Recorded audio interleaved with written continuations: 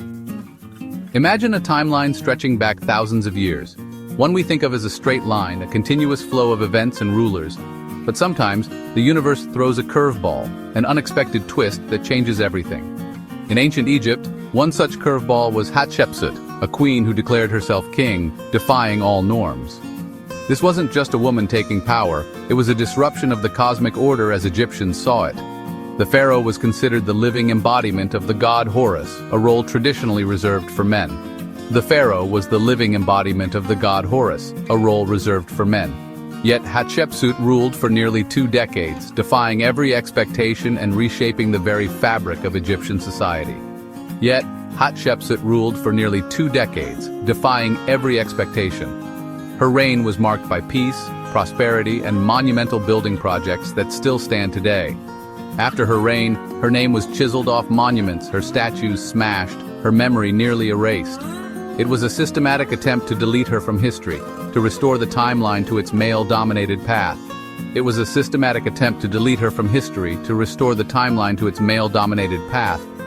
But fragments of her story survived, waiting to be rediscovered by archaeologists.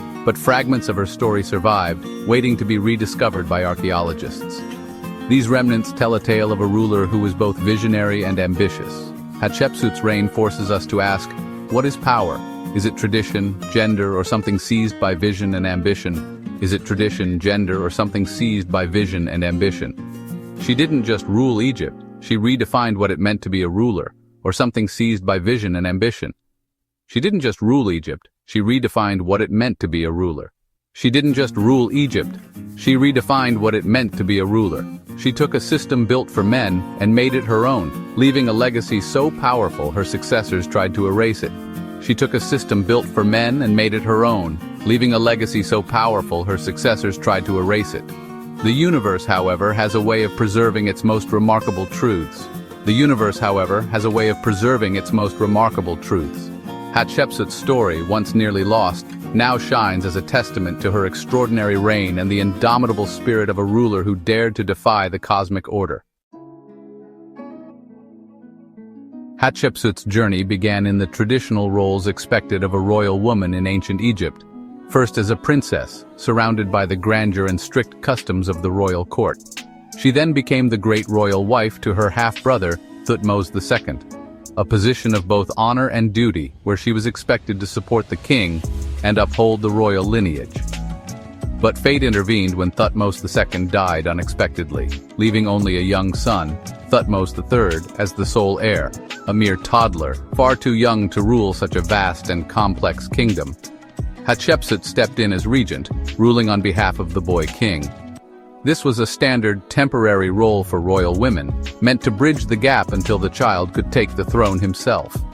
For years she played the dutiful caretaker, managing the affairs of state, overseeing the court, and ensuring the young king's position was secure, all while maintaining the appearance of loyalty to the royal line.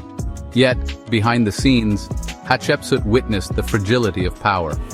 She saw the ambitions swirling at court, the rivalries, and the ever-present threat of instability that could topple a child king.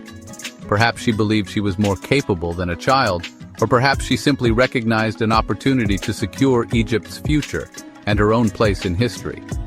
Gradually, she began to expand her influence. Her name started to appear more prominently on monuments and official inscriptions, signaling a subtle but unmistakable shift in power. She adopted royal titles, not just as regent but as king, hinting at a greater authority and a new vision for Egypt's leadership. The transformation was slow, but deliberate, a careful testing of boundaries as she navigated the expectations of tradition and the resistance of those who doubted a woman could rule as pharaoh. Hatshepsut was pushing against centuries of precedent, challenging the very foundation of Egyptian royal succession, and setting the stage for an audacious move that would change history.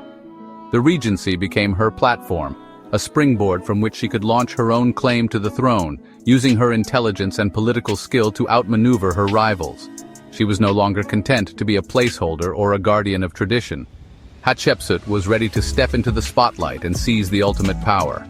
The stage was set for her to claim the throne and with it, to redefine what it meant to rule Egypt.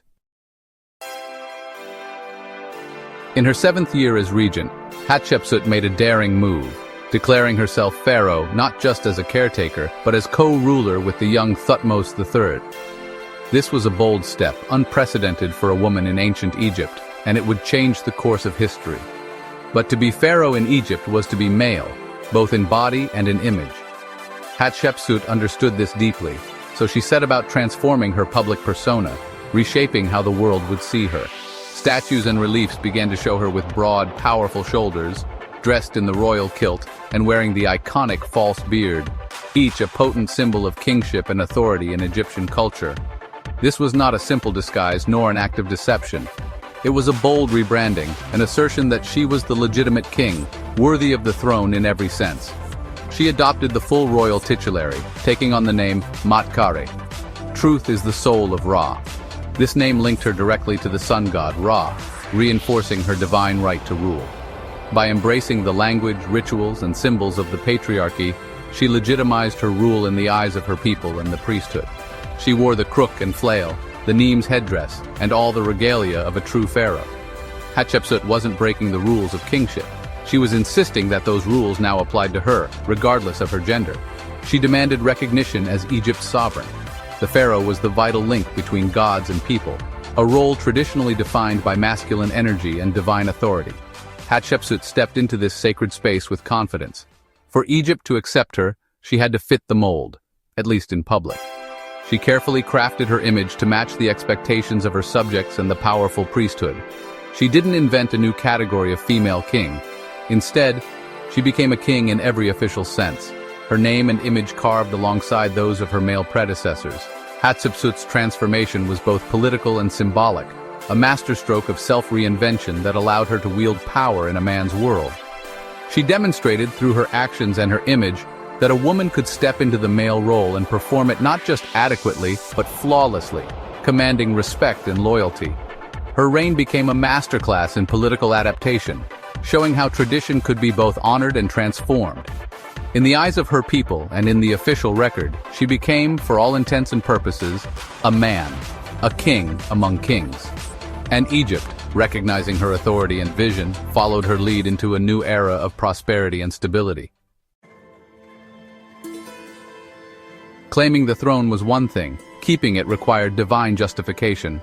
Hatshepsut crafted a myth of her own divine birth, carved on the walls of her temple at Deir el-Bahari. The story, Amun-Ra, king of the gods, takes the form of her father and visits her mother, promising a daughter destined to rule. The god Khnum shapes Hatshepsut's body and spirit for kingship. Her father presents her as heir, bypassing male claimants. This myth legitimized her rule as divinely ordained, not just a political anomaly. By inscribing it in stone, she wove her legitimacy into Egypt's religious fabric. Hatshepsut wasn't just a woman on the throne, she was the fulfillment of a divine prophecy. Hatshepsut knew that to be remembered, you must build. Her reign was marked by an ambitious building program, not war. Her crowning achievement, the mortuary temple at Deir el-Bahari, Djeser Djeseru, the Holy of Holies. Its terraces rise from the desert, merging with the cliffs, a design both grand and harmonious. The temple's walls tell her story, divine birth, obelisk transport, and a legendary trade expedition to Punt. It was her autobiography in stone securing her legacy. She also commissioned hundreds of buildings and statues across Egypt. 4 towering obelisks at Karnak, the tallest of their time, caught the sun's rays. She restored temples, claiming to heal a wounded land. Through architecture, she reinforced her image as a pious, effective ruler. Her monuments ensured her name would echo through history. Hatshepsut's legacy wasn't built on conquest, but on exploration. Her most famous achievement, a trading expedition to the mysterious land of Punt. The reliefs at Deir el-Bahari show Egyptian ships sailing the Red Sea, braving the unknown. The mission was for commerce, not war, trading goods for myrrh, frankincense, gold, ivory, and exotic animals. The Egyptians returned with living myrrh trees, planted in her temple gardens as an offering to Amun. This act brought the fragrance of the god's land to Egypt's heart. The expedition was a triumph, enriching Egypt and expanding its world. Hatshepsut's reign was marked by innovation and prosperity. She proved greatness could be achieved without violence. Her journey to Punt became a symbol of her visionary rule. Hatshepsut's reign was a constant balancing act in a patriarchal world. Every decision was scrutinized through the lens of her gender. She had to be more capable and pious than any man to justify her rule. The pharaoh was Egypt's supreme warrior, but Hatshepsut couldn't lead armies in battle. She delegated military authority to generals and Thutmose III, managing perceptions carefully. In art, she remained the dominant figure, with Thutmose III in a secondary role. Her biggest challenge was history itself. She was an anomaly. She invested in monuments and myths to secure her legitimacy. Hatshepsut had to prove her right to rule in ways no male king ever did. She navigated a web of tradition designed to exclude her. Her reign was a testament to resilience and political genius. After 22 years, Hatshepsut's reign ended. Thutmose III became sole ruler, and a slow erasure of her memory began. Her name and images were chiseled away, her statues destroyed, her reign omitted from king lists. This was not personal revenge, but a political move to restore the male line of succession. Hatshepsut's reign had set a dangerous precedent for future royal women. For nearly 3,000 years, her story was forgotten. Only in the modern era did archaeologists piece together her legacy. The attempt to erase her only made her rediscovery more compelling.